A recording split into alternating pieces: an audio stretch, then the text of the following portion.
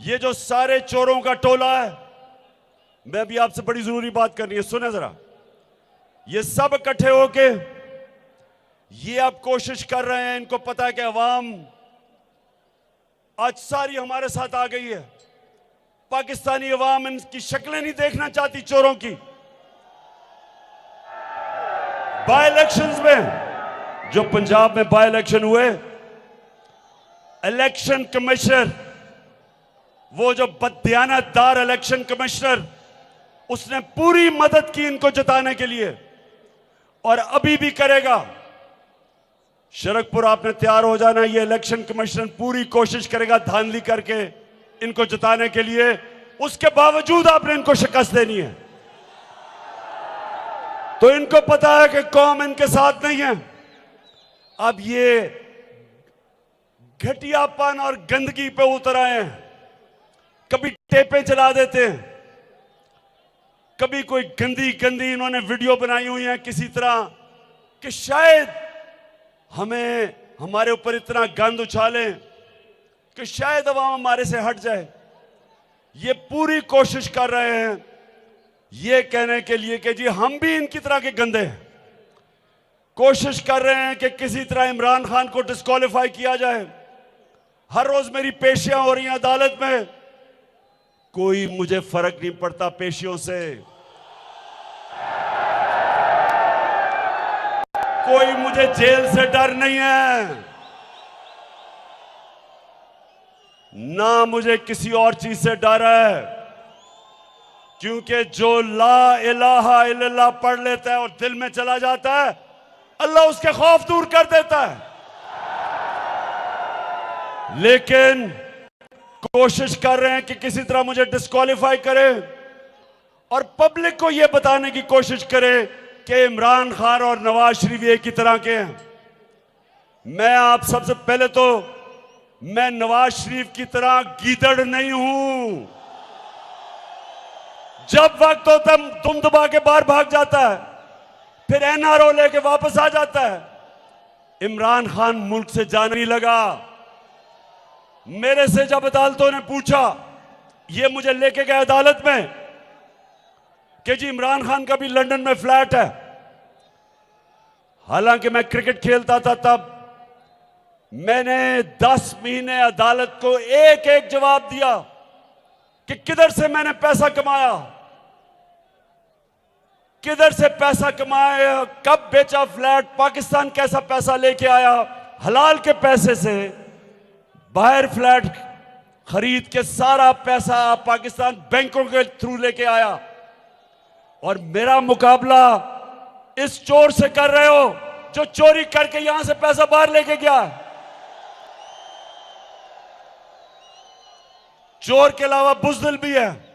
मेरा उससे मुकाबला, मेरा मुकाबला किसी उससे करें जो पाकिस्तान में लीडर है, जिसमें जो मेरे से लड़ना, मुकाबला करने के लिए जिसमें सलाहियत है। इस चोर से ना करो। इन्होंने टेपें निकाली। अच्छा, और मैं फिर यह भी कहना चाहता हूं कि मेरे ऊपर ये जो टेपें निकाली और शहबाज शरीफ और मरियम के ऊपर टेपें निकली, क्या थी वो?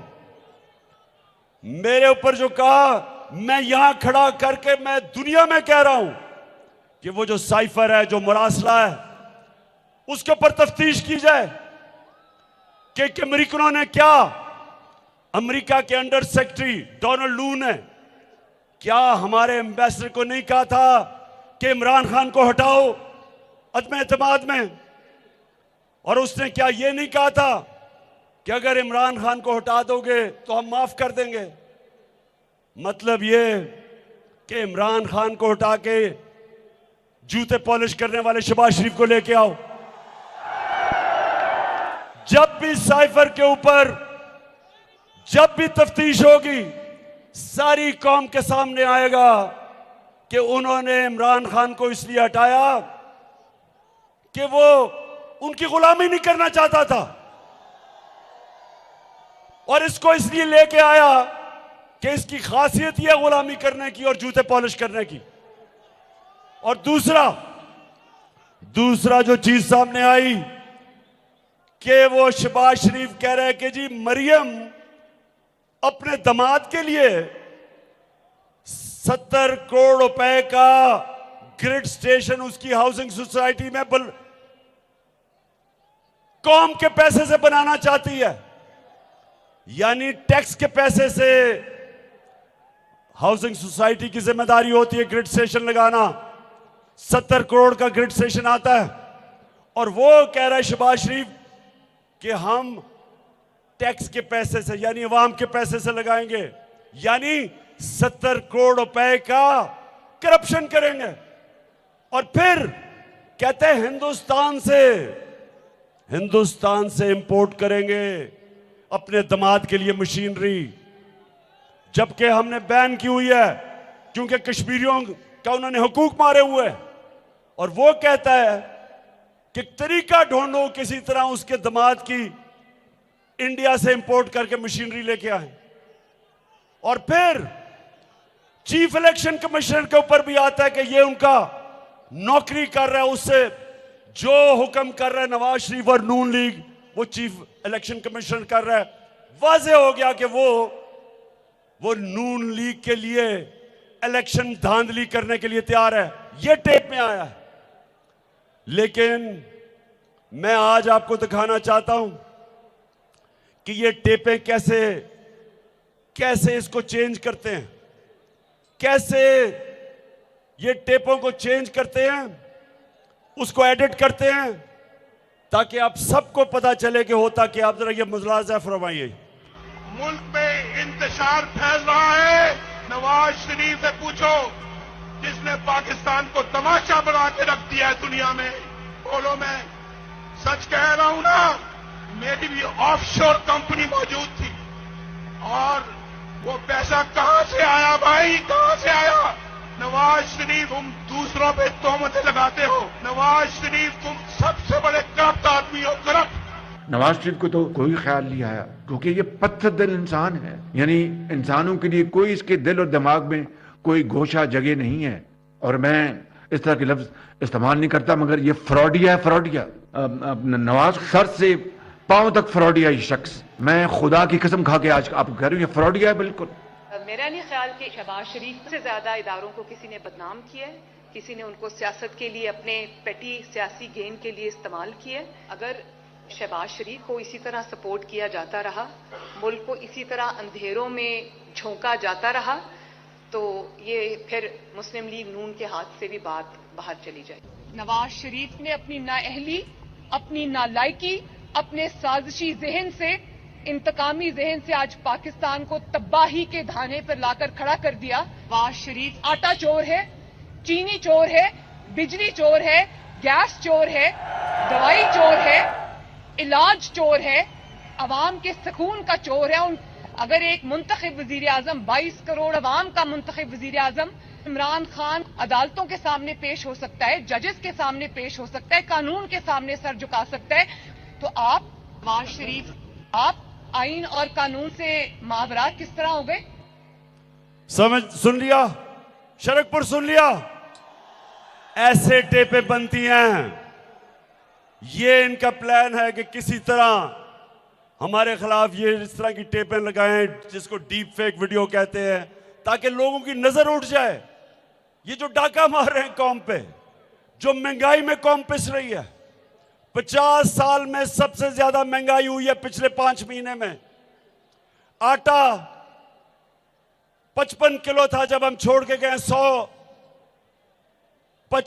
1 किलो 55 रुपए का था, आज 100 रुपए से ज्यादा हो गया। बिजली 16 रुपए यूनिट थी, आज 36 रुपए यूनिट और टैक्स मिला के 50 रुपए यूनिट पे पहुंच गई है। चावल दुगने, आज डीजल और पेट्रोल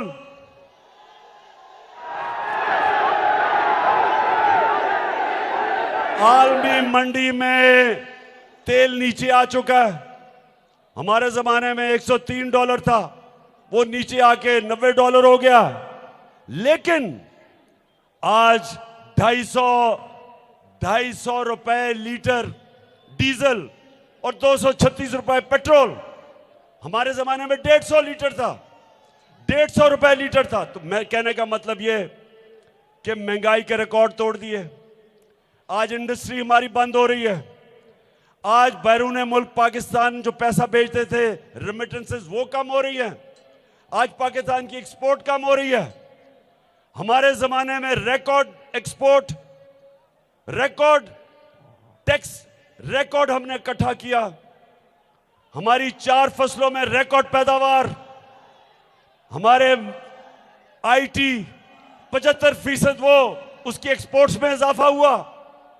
और जो पाकिस्तान की मायशत थी, 17 साल के बाद हमारे तीसरे और चौथे साल में 5.7% और 6% पे आखिरी 2 साल पे बढ़ा था हमारा मुल्क, जो कि 17 साल के बाद सबसे ज्यादा पाकिस्तान की ग्रोथ रेट थी।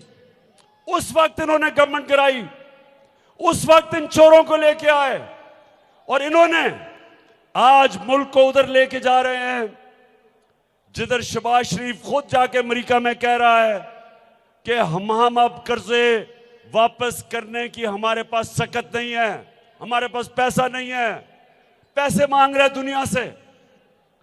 तो मैं आज सबसे, हर जगह जाके पैसे मांगने शुरू हो जाता है। जरा ये भी देख लें, ये जरा शहबाज सऊदी अरब से होके आया हूँ, मैं यूएई के होके, अभी मैं तुर्की होके आया हूँ। और मैंने उनको कहा कि आप हमारे बड़े अजीम भाई हैं, हमेशा आपने हमारी मदद की। और मैंने यही कहा, जब मैं आया हूँ तो आप समझेंगे शायद ये मांगने आया। मैं मांगने नहीं आया, लेकिन मजबूरी है। हमारा जिस तरह माजी में 75 साल में आपने हमारा हाथ उठाया है, कुछ अर्सा आप हाथ उठा। मैंने कहा मैं वादा करता हूं कि इंशाअल्लाह हम पूरी कौम हम मिलकर दिन रात मेहनत करेंगे, पसीना कराएंगे, अपने पांव पे खड़े होंगे। हाँ शहबाज शरीफ, कौम तो पसीना खून पसीना एक करती है, चोरी तुम करते हो। कौम मेहनत करती है, पैसे चोरी करके तुम बाहर ले जाते हो। तो इसलिए ये जो आपका इलेक्शन है शेखोपुरा में शरकपुर, इस इलेक्शन में मैं आप सबकी जिम्मेदारी लगा रहा हूं कि आपने घर घर जाके हमें ये इलेक्शन जिताना है, क्योंकि आपका मुकाबला चोरों से है। फिर से तू अड़ जा।